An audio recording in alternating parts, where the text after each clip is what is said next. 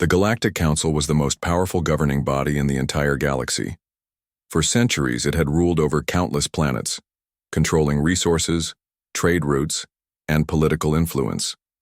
This assembly of alien species had created an unspoken rule. No one could oppose their will without facing severe consequences. However, there was one thing that had always remained true. When the Council made a demand, no one ever said no.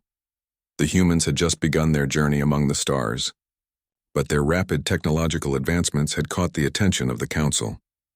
Earth was a young player in the grand cosmic game, and now it had been invited to the Council's latest summit. The invitation wasn't a choice, it was a demand wrapped in diplomacy. Earth's leaders had no say in the matter. The Council wanted to bring the human race into their fold, and that meant complying with their rules. But the demand that Earth had received, in the form of a tribute, had shocked everyone. At the heart of the tribute was a simple request. Earth was to contribute its most valuable resources and military technologies to the Council, alongside an annual quota of personnel for the Galactic Army. The Council claimed it was for the greater good, a way to maintain balance and peace throughout the galaxy. It sounded reasonable enough to some, but not to all. A few people on Earth saw the Council's demand for what it was, a form of control. Humanity had never been one to bow down easily. The idea of submitting to a council that had never once shown any real interest in human progress made many uneasy. Was this the beginning of a new chapter in humanity's history? Or would it be the end of their independence? The Council's representatives made their way to Earth, arriving with their powerful fleet of starships. These ships were unlike anything humanity had ever seen. Sleek, massive, and bristling with weapons, they orbited Earth's skies like an ancient predator stalking its prey. Despite the Council's grandiosity, their message was clear: comply or face consequences.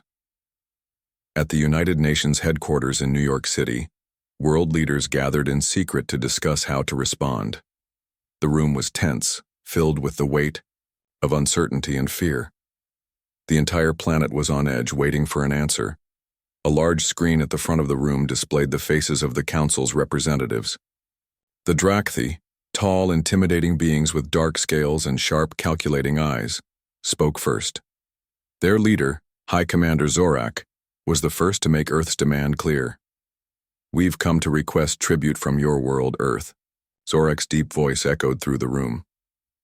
"This is not a negotiation. You will comply, or we will take what we need. The galaxy does not wait for your petty protests." The human leaders sat in silence. The demand was harsh, but it was not unexpected. The Council had never been known for mercy. Earth had been given little choice in the matter. The question now was whether the human race would bend under the pressure, or if they would stand their ground. Representatives from various nations spoke one by one, offering suggestions on how to proceed. Some argued for compliance, seeing no other way to avoid intergalactic war. The peaceful solution seemed like the only reasonable choice. They were not equipped to fight a battle against the entire Council. Their military forces, while strong, were no match for the power of the galactic ruling body. But then there was a voice that cut through the room, a voice that spoke with strength and conviction. "I disagree." General Vance, a respected military leader and strategist, stood at the front of the room, his sharp eyes scanning the faces of the leaders. He was known for his calm demeanor, but there was a fire in his voice now. "We are not the weaklings they think we are. We've fought for our freedom since the dawn of our civilization. Why should we surrender it now?" The room was silent as Vance continued. His words rang with an unshakable confidence. "The Council thinks we are easy prey, but what they don't understand is that humanity does not bend, not when it matters most." Some of the leaders exchanged uneasy glances. Could they really afford to defy the Council? Were they prepared to face the consequences of such an action? Vance wasn't finished. "We need to send a message. If we give in now, we will never be free again. We'll be just another cog in their machine. If we are to survive among the stars, we must do so on our own terms." The decision wasn't easy, but it was made. Humanity would not comply with the tribute demand. Instead, they would send a single word back to the Council, one that would change the course of history. That word was simple, yet powerful. No. This word, uttered by General Vance in the presence of the world's leaders, would go down in history as the moment humanity decided to take its fate into its own hands. The room was filled with a mix of emotions, fear, anger, and a sense of pride. Many of the leaders, hesitant at first, now felt the weight of their decision. They had chosen to defy the Council.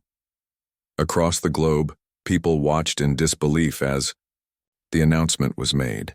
The world had never seen such unity in the face of such an overwhelming challenge. The response was not just a rejection, it was a declaration. A declaration that humanity would not be ruled. Not by the Council, not by anyone. It was the beginning of something bigger than any of them had imagined. And the galaxy would soon learn just how far humanity would go to defend its freedom. The news of humanity's defiance spread like wildfire across Earth. It was a bold move, one that many feared would lead to their destruction. The entire planet seemed to hold its breath, waiting for the Council's reaction. Leaders from all over the world gathered for an emergency summit in a secure meeting room. Earth's fate rested in their hands, and they knew it. The room was filled with nervous energy as each country's representative took their seats. The delegates were a mix of military officers, government officials, and diplomats. They sat in silence, their faces tense with uncertainty. The global media had already picked up on the story, and the world was watching them closely. The television screens and communication channels across the planet were flooded with breaking news, each report echoing the same question. What would Earth do next? At the head of the room sat General Vance, who had made the crucial decision to refuse the Council's demand. He wasn't a politician, nor was he a diplomat, but his military background had made him the ideal figure to take charge in this moment of crisis. Vance was known for his calm demeanor under pressure, but today even he couldn't hide the weight of the situation. Everyone, Vance began, his voice calm but firm. We've made our decision. The Council's demand is clear, but we've already given our answer. The time for talking is over. He looked around the room, making eye contact with each of the leaders. Now, we must prepare for what's coming. The room fell silent as Vance's words sank in. There was no going back now. The Council had already made it clear that they wouldn't tolerate defiance. The human race had just become a target. A representative from the European Union, Ambassador Sylvia Danvers, spoke up. General, I understand the need for a strong stance, but this is unprecedented. We don't have the resources to face off against the full might of the Council. They will retaliate. We'll be wiped out in minutes. Our fleet is no match for theirs. Vance nodded, acknowledging her concern. I know the risks, Ambassador, but let's not forget that we've faced impossible odds before. This is different, though. This time it's not just about survival. It's about our independence, our ability to determine our own future. He paused, letting his words sink in. We're not going to back down, but we can't do it alone. We need to unite not just as individual nations, but as one human race. Another voice spoke up, this time from the Asian-Pacific Alliance. General, we all agree with your sentiment, but unity requires sacrifice. We'll need to ask our people to give up comforts, resources, and even their own safety. Are we ready to make that kind of sacrifice? Vance's eyes narrowed. I don't ask this lightly, but we have no choice. If we bow to the Council now, we lose everything. Our freedom, our future, and most importantly, our pride. The room was still, each leader reflecting on the gravity of his words. The people of Earth had already heard the message. Now it was time to prepare for what lay ahead. The general continued. Within the next 24 hours, the Council will respond. It could be a diplomatic move, or it could be a military strike. We don't know what they'll do, but we do know this. We have the means to fight. We've spent years developing new technologies, weapons, and defense systems. Our fleet is not as large as theirs, but it's well equipped. We'll strike when they least expect it. Ambassador Danvers raised her hand. General, how can we be sure our people will stand with us? They've been fed a steady stream of fear and uncertainty. This is not a battle for survival anymore. It's a fight for our identity, for who we are. Vance sighed, his gaze turning to the window. The view of Earth from the secure conference room was both beautiful and humbling. It reminded him of why they were fighting. Not for power, not for wealth, but for something much more fundamental. We'll show them that we are more than what they think of us. We are humans, and we don't back down. The representatives exchanged uneasy glances, but they knew what had to be done. With the Council's tribute demand in the past, their only option now was to stand together. They had to prepare for war, for the unknown, for whatever the future held. The world was on the brink of a new era. A leader from the Latin American Union spoke next. General Vance, what about our allies? Will we have support from other races in the galaxy? If the Council does retaliate, we'll need all the help we can get. Vance shook his head. For now, we are alone. The Council's influence is vast, and most of the galaxy's civilizations are either too afraid or too dependent on the Council to support us. But we may find allies where we least expect them. We've already seen signs of resistance from smaller factions who don't trust the Council's authority. Danvers frowned. So, we're counting on their mercy? We're counting on their courage, Vance replied. But even if we stand alone, we stand proud. As the meeting continued, Earth's leaders began to discuss their next steps. They would need to rally their military forces, bolster defenses, and prepare for an impending battle. But they also knew that they had to stay united. The key to humanity's survival wasn't just their weapons or their technology. It was their unity, their resilience, and their unwavering spirit. Outside the secure meeting room, the world continued to watch. The streets were filled with people gathering in front of televisions, their eyes glued to the news. Some were frightened, others were hopeful, but all of them shared one thing in common. They were about to face the unknown. No one could predict what would happen next, but one thing was certain. Humanity was no longer just a player in the galaxy. They had become a force to be reckoned with. In the hours that followed, Earth's leaders worked tirelessly to strengthen their military alliances, preparing their citizens for the harsh reality of war. The countdown had begun. The Council's demand had been rejected. And now, the galaxy would learn what it truly meant to stand up to humanity. This part focuses on the discussions between Earth's leaders, the tough choices they face, and their collective determination to stand firm against the Council's demands. It shows the unity among the human race and sets the stage for the difficult decisions and challenges ahead. The days that followed humanity's bold refusal to comply with the Galactic Council's tribute demand were filled with tension. The entire planet seemed to hold its breath, waiting for the Council's response. Every moment felt like a countdown to an inevitable confrontation. Governments, military forces, and civilians alike were on edge, unsure of what was to come. As Earth's leaders met again, the same question echoed in their minds. What would the Council do next? General Vance, still at the helm of the military operations, remained resolute. He knew the risks, and his resolve only grew stronger in the face of uncertainty. The Council's power was enormous, but humanity's defiance had set the stage for a potential turning point in the galaxy. Yet the consequences of their decision would soon become painfully clear. In a darkened room at the Council's headquarters, a group of high-ranking officials from various alien species gathered. Their faces were grim, their thoughts heavy with the realization that this situation was no longer under their control. The Drakthi High Commander Zorak clenched his fists, his sharp teeth showing as his frustration boiled over. Earth has refused us, Zorak growled, his deep voice filled with anger. They have dared to defy the Council. We should show them what happens to those who refuse to comply. But another figure, an elder of the peaceful Valorians, spoke up. His voice was soft but firm. We cannot act rashly. We must consider the larger consequences. Humanity has proven itself to be unpredictable. To underestimate them could lead to more than just a battle. We risk destabilizing the balance of the entire galaxy. The room fell silent as the council members exchanged glances. The Valorians were known for their wisdom and peaceful nature, but their warning carried weight. Humanity's actions were no longer just about one planet's defiance. They were challenging the very foundation of the Council's authority. Meanwhile, on Earth, the decision to stand firm against the Council was already beginning to ripple through society.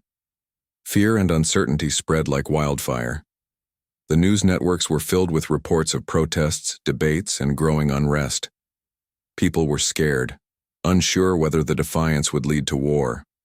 Some were hopeful, inspired by the courage of their leaders, while others feared the destruction that could come from angering a power like the Galactic Council. In the heart of the United States, President Samuel Brooks addressed the nation in a rare televised speech. He stood before the world, his face serious yet determined. "My fellow citizens," he began, his voice echoing across the globe. "We have made a choice. It is a choice that will determine our future, and the future of all humanity. We have stood up to the Council not out of arrogance, but out of a deep respect for our independence. We will not be bullied into submission." His words were met with mixed reactions. Some cheered, proud of their nation's defiance. Others, however, remained skeptical. The president knew that what they had chosen wasn't easy. There would be no simple resolution. The galaxy's largest and most powerful force had been angered, and Earth had made itself a target. Back in the Council's chambers, the decision was made. Zorak's rage had won over the other voices in the room. The Drakthi and several other races who had long controlled the galaxy's power were not going to allow this defiance to stand. It was time to teach Earth a lesson. "The humans think they are clever," Zorak said with a smirk, "but their defiance will cost them. Prepare the fleet." Within hours, the first signs of the Council's retaliation began to show. Drakthi warships, massive, imposing, and covered in dark armor, left the Council's stronghold, making their way toward Earth's space. The galaxy watched as the fleet assembled. This was no longer a simple tribute demand. It had escalated into a threat of war. General Vance and Earth's leaders had anticipated this move, but knowing it was coming didn't make it any less terrifying. Earth's military had been preparing for months, but the sight of the Council's warships in orbit was still overwhelming. Earth's fleet was still young and smaller than the might of the Council's forces, but they were ready to fight.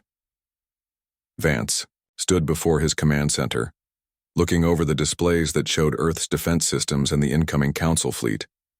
He could feel the weight of history bearing down on him. This would be the defining moment in humanity's story, among the stars. "We've trained for this," Vance said to his officers, his voice steady. "We may be outnumbered, but we are not outmatched. We will fight for our world. We will fight for our future." But despite his confidence, Vance knew that the coming battle would be unlike any humanity had ever faced. The Council's ships were equipped with technology far beyond anything Earth had developed. But it wasn't just about technology. It was about survival. Humanity had always been a survivor. From the earliest days of civilization to the wars and conflicts that had shaped their history, humans had always managed to find a way to endure. As the first skirmishes began in space, it became clear that humanity's military was more than capable of holding its own. Earth's fleet used hit-and-run tactics, exploiting weaknesses in the Drakthi ships that their larger enemies had overlooked. The battles were fierce, and the loss of life was high on both sides. Yet humanity's resolve remained unshaken. In the heat of the conflict, General Vance stood at the helm of the flagship, his face grim as the battle raged on. The Drakthi had underestimated them, but humanity had shown the galaxy that they would not be easily defeated. Earth ships, though smaller, moved with precision and speed, striking where the Council least expected. And then, in the midst of the chaos, something unexpected happened. The galaxy's smaller races, those who had long been oppressed by the Council, began to speak out. Messages of support and solidarity started to trickle in from across the stars, while the larger, more powerful factions of the Council continued To press their attack, the weaker and more neutral races began to shift their allegiances. They saw something in humanity that they had never seen before. The courage to stand up against a power that had long ruled them with an iron fist.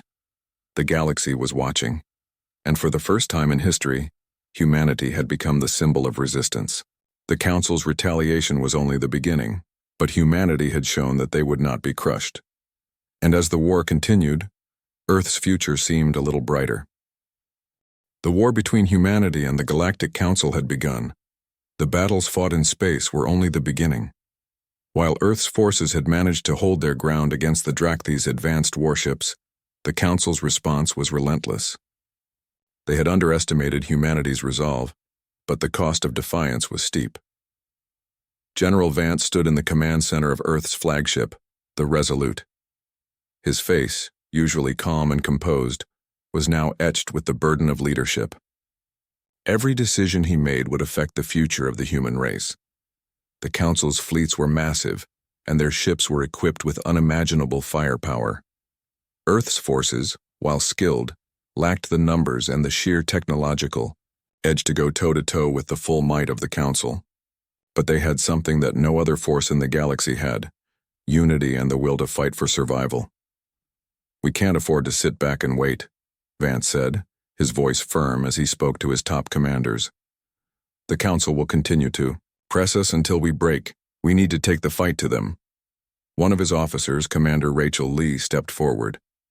"Sir, we've had success with our guerrilla tactics. We've managed to hit their supply lines and disrupt their coordination. But their forces are well organized. They won't be caught off guard again."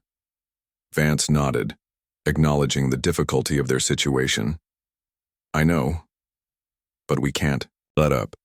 The more we disrupt their operations, the more we show them that humanity is not to be underestimated. We have to make them realize that we're not just fighting for our survival. We're fighting for our place in this galaxy." Outside, the Resolute Earth's fleet was scattered in space, their ships preparing for the next battle. The fleet wasn't large compared to the Council's forces, but it was agile. Humanity's strategy wasn't to overpower the Council, it was to outsmart them. Their ships, though less advanced in some areas, had been specifically designed to exploit weaknesses in the Council's fleet. Speed, stealth, and adaptability were their greatest assets. In a quiet corner of the galaxy, the Council's massive warships loomed in the distance. They had come with overwhelming force to crush Earth's resistance. High Commander Zorak, who had been determined to teach humanity a harsh lesson, stood on the bridge of the flagship Dominion, his piercing eyes fixed on the monitors that displayed Earth's fleet. His anger was palpable. "They think they can stand against us?" Zorak growled, his voice filled with disdain. "We'll show them the consequences of defying the Council." His second-in-command, a sharp-eyed alien named Korath, approached him. "Commander, Earth's ships are more resilient than we anticipated.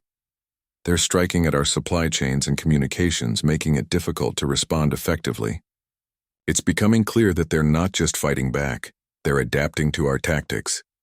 Zorak clenched his fists, his sharp claws digging into the metal of the bridge railing. "That's because they're clever. We underestimated them. But that ends now. We'll tighten our grip and crush them once and for all." On Earth, Vance's team worked tirelessly, coordinating defense efforts and preparing counterattacks. The news of Earth's resistance had spread across the galaxy, and whispers of defiance grew louder. While the Council still held most of the power, the smaller factions, the ones who had long been oppressed by the Council's rule, began to take notice. Some had already begun sending messages of support, offering supplies and intelligence. Humanity was no longer alone. Back on Earth, President Samuel Brooks stood before a global audience. His words had rallied the people of Earth, and now he stood in front of a new challenge: how to keep the morale of his citizens high, knowing that the war was far from over. "People of Earth," he began, his voice steady but filled with determination. "We are in the fight of our lives. The Council has come to show us our place in the galaxy, but we will not be bowed. We will not be silenced. Humanity stands firm, and together, we will protect our world and our freedom." His words were met with applause, but Brooks knew the Hard truth. The Council was far more powerful than Earth could ever be alone. However, humanity's strength didn't lie in its ability to match the Council ship for ship or weapon for weapon. Humanity's strength was in its resolve. They would fight not just for survival, but to change the way the galaxy saw them. The next phase of the war was already in motion. General Vance had ordered a series of coordinated strikes across the galaxy. The goal was simple: disrupt the Council's control, create enough chaos to force them into a vulnerable position. The next target was one of the Council's most heavily guarded supply depots, a critical hub that fueled the war effort. The mission was dangerous, but if successful, it would send a powerful message. Humanity would not bow down, no matter how great the odds. Vance looked over the battle plans one final time. He could feel the weight of his decisions, but he also felt a sense of purpose. They had chosen this path, and they would follow it through to the end. "Prepare the fleet," he said quietly. "It's time to take the fight to them." As Earth's forces moved into position, the galaxy continued to watch. The Council's grip on the galaxy seemed unshakable, but humanity's refusal to bend had inspired something new. The small races, those who had lived under the Council's boot for so long, began to see the possibility of change. They had watched as humanity took a stand. And now some were beginning to ask themselves, why not us? The mission began. As the human ships engaged the Drakthys forces, it became clear that Earth was no longer just a planet under siege. It was a force in the making. The battles raged, and the conflict continued to unfold. But with each passing moment, humanity's place in the galaxy was no longer defined by the Council's will. They had forged their own path. And as the war continued, one thing was certain: humanity would not be easily forgotten. The battle against the Council had already taken a heavy toll on Earth's fleet. General Vance and his officers had watched their forces take losses, but they had also seen their enemies' vulnerabilities. Humanity's fleet was small and outgunned, but the Council had underestimated Earth's ability to adapt. As the war continued, Earth's military had learned how to strike where it hurt, taking advantage of weaknesses in the Council's much larger and more powerful forces. The time had come for a new strategy. It wasn't enough to just fight back. Humanity needed to make the Council realize that their attempts to crush Earth would come with a price they couldn't afford. In the quiet command center aboard the Resolute, Vance stood at the front, staring at the holographic displays in front of him. The fleet's movements, once cautious, had now become bolder. Earth's forces had learned how to use their smaller ships' speed and agility to their advantage. Yet they needed more than hit-and-run tactics to defeat the Council. Vance was deep in thought when Commander Rachel Lee approached him, holding a new set of plans. She placed them on the table before him. "General," she began, "we've been studying the Council's supply chains. We've identified one of their largest logistical hubs in a sector that they've used for years to fuel their war efforts. If we take it out, we could cripple their ability to maintain their forces." Vance raised an eyebrow. "You're suggesting we go after their supply hub?" Lee nodded. "Exactly. We've already disrupted their smaller operations, but this is their central nerve center. Destroying it will force the Council to reallocate forces, leaving them vulnerable. It's a risk, but it's the kind of bold move that could turn the tide of this war." Vance stared at the coordinates Lee had marked on the map. The location was heavily guarded, a place that no one in their right mind would dare attack without overwhelming support. Yet that was the point. The Council had grown complacent. They assumed that no one would dare strike such a critical target. "What's the catch?" Vance asked, already knowing that nothing came without a price. "We don't have enough firepower to do it the conventional way," Lee replied. "Our fleet is still too small, but we can use a combination of stealth and distraction tactics. We'll need to create a diversion, draw their attention away from the hub long enough to strike." Vance took a deep breath, weighing the options. This wasn't going to be easy. It would be risky, and many of their ships could be lost. But the potential reward was undeniable. If they could destroy the Council's supply hub, they could shift the balance of power in the war. Humanity would prove once again that they were not to be underestimated. "Let's do it," Vance finally said, his voice resolute. "This is the kind of move that shows the Council we are not afraid. We'll hit them hard, fast, and leave them questioning every decision they've made." With the plan set in motion, Earth's fleet began preparations for the attack. The atmosphere aboard the ships was a mix of nerves and determination. Soldiers and officers alike knew that this mission could be a game-changer. Some were fearful of the consequences, while others saw it as their best chance to win the war. Meanwhile, the Council's fleet continued to patrol the sector, unaware that humanity was already preparing to strike at the heart of their operations. High Commander Zorak had been growing impatient. His forces had been slowed by Earth's resistance and his pride had taken a blow. But he was determined to put an end to humanity's rebellion once and for all. "They think they can disrupt us?" Zorak snarled as he paced back and forth on the bridge of the Dominion. "We've crushed rebellions before, this will be no different." Korath, his second-in-command, nodded in agreement. "We've underestimated them before, Commander. We should take their threat seriously." Zorak paused, turning to face Korath. "I'll deal with them soon enough. For now, we'll continue to apply pressure. The humans will break." Unbeknownst to him, the humans were preparing to strike when he least expected it. The night before the mission, General Vance addressed the fleet. Standing in front of the gathered crew, he spoke with unwavering confidence. "This is not just another battle. This is a message to the galaxy. We are humanity, and we will never back down. Tomorrow we show the Council that they have made a mistake. Tomorrow we take the fight to them." The next day, the fleet set out, leaving Earth's orbit with stealth and precision. They weren't going to give the Council a chance to react. With the element of surprise on their side, the fleet split into smaller, more agile groups. Each group had a specific role in the mission. Some would create the diversion, others would move in for the strike. It was a carefully planned operation, one that depended on perfect timing. As Earth ships moved into position, the Council's sensors were carefully manipulated. The diversion worked flawlessly. The Drakthi ships, distracted by false signals, pursued the decoy fleets while Earth's true forces closed in on the supply hub. Vance watched as the mission unfolded.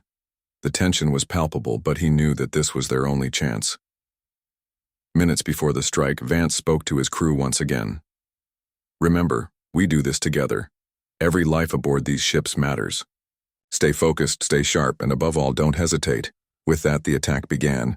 The human fleet tore through the Council's defenses, using their speed and agility to evade enemy fire. The Council's warships, caught off guard and disoriented, struggled to respond. The supply hub was now within reach, and humanity's forces struck with everything they had. The battle was intense, but it was clear that the Council had been caught off guard. Earth's forces, though outnumbered, used the element of surprise to great effect. Within minutes, the hub was in flames. The strategic nerve center that had fueled the Council's operations was now nothing more than a burning wreck. As the mission concluded, General Vance stood in front of his command center, looking at the results of their bold strategy. Earth's fleet had done the impossible. They had struck at the heart of the Council's power and survived. It was a victory, but the war was far from over. The Council would not take this defeat lightly, and they would retaliate. But one thing was certain: humanity had made its mark on the galaxy. No longer would they be seen as weak or insignificant. They had proven that they could strike with precision and power.